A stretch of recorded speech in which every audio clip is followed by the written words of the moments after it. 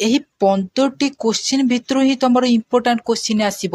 ବାହାରୁ କୌଣସି ବି କ୍ୱେଶ୍ଚିନ୍ ଆସିବ ହିଁ ନାହିଁ। ତ ସେଥିପାଇଁ ମୁଁ ଏବେଠାରୁ ସିଲେକ୍ସନ୍ ତମମାନଙ୍କୁ ଦେଇଦେଉଛି।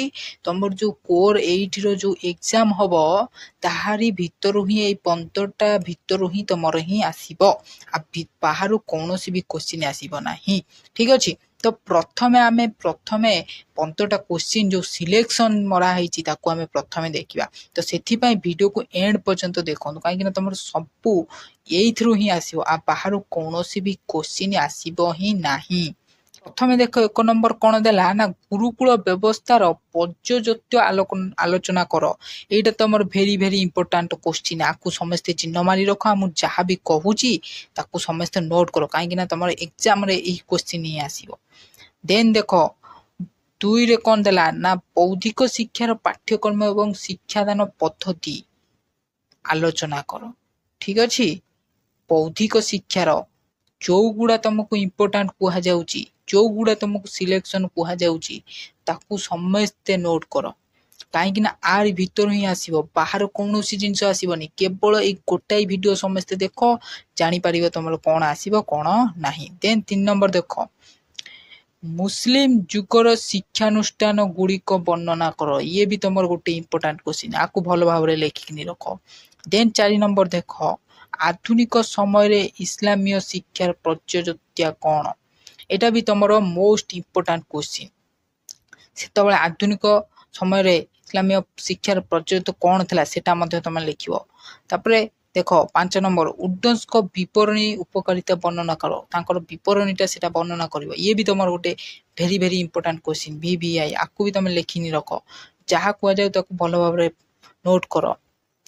ଦେନ୍ ଦେଖ 6 ନମ୍ବର ଦେଖ ବିଶ୍ୱବିଦ୍ୟାଳୟ ଶିକ୍ଷା ଆୟୋଗ 1948ରୁ 49 ଯାକେ ଯେଉଁ ସୁପାରିଶ ଗୁଡ଼ିକ ତାକୁ ବି ଲେଖିବ ହେଲା। ଏଇଟା ବି ତମର ମୋଷ୍ଟ ଇମ୍ପୋର୍ଟାଣ୍ଟ କ୍ୱେଶ୍ଚିନ୍। ମୁଁ ଯାହା କହୁଛି ତାକୁ ଭଲ ଭାବରେ ନୋଟ୍ କର, କାହିଁକିନା ତମର ଆରି ଭିତରୁ ହିଁ ଆସିବ। ବାହାର କୌଣସି କ୍ୱେଶ୍ଚିନ୍ ଆସିବ ନାହିଁ। ଠିକ୍ ଅଛି। ଆଉ ଯେଉଁମାନେ ବି ଏଜୁକେସନ୍ର PDF ଯାହା ପାଖରେ ନାହିଁ କି ତମର ନୋଟ୍ କିଛି ନାହିଁ, ଯଦି ତମେ ଡାଉନଲୋଡ଼୍ କରିବାକୁ ଚାହୁଁଛ ତାହେଲେ ଆମ ଡେସ୍କ୍ରିପ୍ସନ୍ରେ ଟେଲିଗ୍ରାମରେ ମୁଁ ଲିଙ୍କ୍ ଦେଇଦେଇଛି, ସେଠି ଯାଇକିନା ଆପଣମାନେ ଡାଉନଲୋଡ଼୍ ମଧ୍ୟ କରିପାରିବ।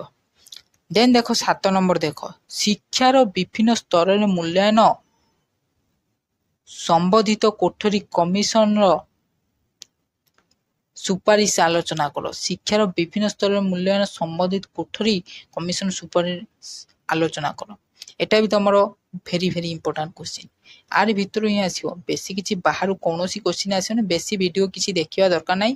ତମେ ଯଦି ପ୍ରିଭିୟସ୍ର କ୍ୱେଶ୍ଚିନ୍ ଦେଖୁଛ ଆକୁ ଦେଖୁଛ ତାହେଲେ ତମେ ପୁରା କ୍ଲିଅର ହିଁ ହେଇଯିବ। ଠିକ୍ ଅଛି। ଯେଉଁମାନେ କ୍ଲିଅର ହେବା ପାଇଁ ଚାହୁଁଛନ୍ତି ସେଇମାନଙ୍କ ପାଇଁ ହିଁ ଭିଡ଼ିଓ, ଆଉ ଯେଉଁମାନେ ବି ଭଲ ରେଜଲ୍ଟ ବି କରିବାକୁ ଚାହୁଁଛନ୍ତି ସେମାନଙ୍କ ପାଇଁ ବି ଏ ଭିଡ଼ିଓ ଦେଖନ୍ତୁ। 8 ନମ୍ବର ଦେଖ ବୈଦିକ ଯୁଗର ଶିକ୍ଷାର ଲକ୍ଷ୍ୟମାନ ବର୍ଣ୍ଣନା କର। ବୈଦିକ ଯୁଗର ଶିକ୍ଷାର ଲକ୍ଷ୍ୟମାନ ତମେ ଏଠି ବର୍ଣ୍ଣନା କରିବ। ଦେନ୍ ଦେଖ 9 ନମ୍ବର ଲକ୍ଷ୍ୟ ଓ ପାଠ୍ୟକ୍ରମକୁ ଗୁରୁତ୍ୱ ଦେଇ ମଧ୍ୟଯୁଗୀୟ ଇସଲାମ ଶିକ୍ଷାର ବିଶେଷତ୍ୱମାନ ଆଲୋଚନା କର। ଇଏ ବି ତମର ଭେରି ଭେରି ଇମ୍ପୋର୍ଟାଣ୍ଟ। ଠିକ୍ ଅଛି। ଆକୁ ବି ତମେ ମାନେ ଲେଖିକିନି ରଖ। ଆଉ ଗୋଟେ ଏଠି ଆସିଗଲା ଇମ୍ପୋର୍ଟାଣ୍ଟ କ୍ୱେଶ୍ଚିନ୍ ଆଧୁନିକ ଶିକ୍ଷା ପ୍ରତି ଇସଲାମୀୟ ଶିକ୍ଷାର ଅବଦାନ ଆଲୋଚନା କର। ଇଏ ବି ତମର ଗୋଟେ ଇମ୍ପୋର୍ଟାଣ୍ଟ। ଦେନ୍ ଦେଖ 11 ନମ୍ବର ଦେଖ ଇଏ ବି ଭେରି ଭେରି ଇମ୍ପୋର୍ଟାଣ୍ଟ ଭାରତୀୟ ଶିକ୍ଷାର ଏକ ମୁଖ୍ୟ ବିଷୟବସ୍ତୁ ରୂପେ ଉର୍ଦ୍ଦଙ୍କ ବିବରଣୀ ବର୍ଣ୍ଣନା କର। ଠିକ୍ ଅଛି। ତାପରେ ଦେଖ ଇମ୍ପୋର୍ଟାଣ୍ଟ ହଟିକ୍ କମିଟିର ବିଭିନ୍ନ ସୁପାରିଶ ଆଲୋଚନା କର। ଇଏ ବି ତମର ଭେରି ଭେରି ଇମ୍ପୋର୍ଟାଣ୍ଟ କ୍ୱେଶ୍ଚିନ୍ ହେଲା। ଆକୁ ସମସ୍ତେ ଲେଖ, ବାରମ୍ବାର କହୁଛି। ତାପରେ ଦେଖ ଭାରତର ଉଚ୍ଚଶିକ୍ଷା ପାଇଁ କଲିକତା ବିଶ୍ୱବିଦ୍ୟାଳୟ ଆୟୋଗ 1917ର ସୁପାରିଶ ଗୁଡ଼ିକ ସୂଚାଅ। 1917ର ଯେଉଁ ସୁପାରିଶ ଗୁଡ଼ିକ ତାକୁ ଏବେ ତମେ ଲେଖିବ। ପଏଣ୍ଟ ଦେଇକିନି ଲେଖିବ।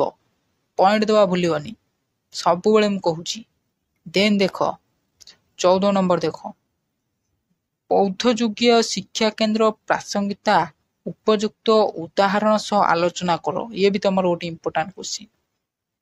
ଦେନ୍ ଦେଖ 15 ନମ୍ବର ମଧ୍ୟଯୁଗରେ ପ୍ରଚଳିତ ଶିକ୍ଷା ପାଠ୍ୟକ୍ରମ ଓ ଶିକ୍ଷାଦାନ ପ୍ରଣାଳୀ ଉପରେ ଆଲୋକପାତ କର। ଦେଖ ତମେ ମାନେ କ'ଣ କରିବ ନା ବୌଦ୍ଧିକ ଯୋଉ ଯୁଗର ଶିକ୍ଷା ଆଉ ବୈଦିକ ଯୁଗର ଶିକ୍ଷା ଆମର କ'ଣ ଭାରତରେ ଯୋଉ ଶିକ୍ଷାର ମୁଖ୍ୟ ବ୍ୟବସ୍ଥା ସେଟା କେମିତି, ତାପରେ ଆମର ଗୁରୁକୁଳ ବ୍ୟବସ୍ଥାର ଶିକ୍ଷା, ଗୁରୁକୁଳ ସମୟର ଶିକ୍ଷା, ଠିକ ଅଛି। ତ ଏଇ ସବୁକୁ ହିଁ ଭଲ ଭାବରେ ଦେଖିକିନି ଆସିବ। ଏଇ ସବୁ ଯଦି ତମେ ଭଲ ଭାବରେ ଦେଖିକିନି ଆସୁଛ ଆଉ ଏ ସିଲେକ୍ସନ କୋଶ୍ଚିନ୍ ଯଦି ଭଲ ଭାବରେ ଦେଖିକିନି ଆସୁଛ ତାହେଲେ ତମେ ପୁରା 90% ରେଜଲ୍ଟ କରିବ। ଆଜି ପାଇଁ ଥିଲା ଏତିକି ଭିଡ଼ିଓ। ଆଶା କରୁଛି ଆପଣମାନଙ୍କୁ ଭିଡ଼ିଓଟି ଭଲ ଲାଗିଥିବ। ଯଦି ଭିଡ଼ିଓଟି ଭଲ ଲାଗିଥିବ ତାହେଲେ ଭିଡ଼ିଓକୁ ଲାଇକ୍ କରିବେ, ଚ୍ୟାନେଲକୁ ଏଇଭଳି ଆଗକୁ ଭିଡ଼ିଓ ଦେଖିବା ପାଇଁ ଚ୍ୟାନେଲକୁ ସବସ୍କ୍ରାଇବ୍ କରିବେ। ଜୟ ହିନ୍ଦ, ବନ୍ଦେ ମାତରମ୍।